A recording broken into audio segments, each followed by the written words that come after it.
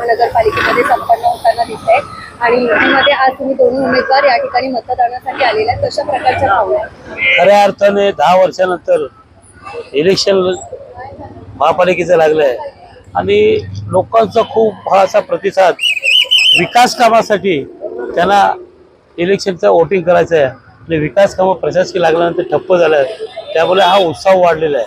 खऱ्या अर्थाने लोकशाहीचा हक्क असतो तो बजावण्याकरता इथले लोक नागरिक उतरले आहेत आणि लोकांना देखील वाटतं नगरसेवक नसला तर काय परिणाम होतो विकास कामाला, या उद्देशाने सर्व लोक मतदानाला उतरले. भरघोस असा लोकांनी मतदान प्रत्येक कार्यकर्त्याला रिस्पॉन्स देऊन आणि ज्याला रिस्पॉन्स दिला ते लोक देखील नागरिक मतदानाला उतरले. पॅनल क्रमांक 22 मध्ये काही तांत्रिक अडचण आलेली अशी सुद्धा माहिती समोर येते, तर नेमकं काय घडलं?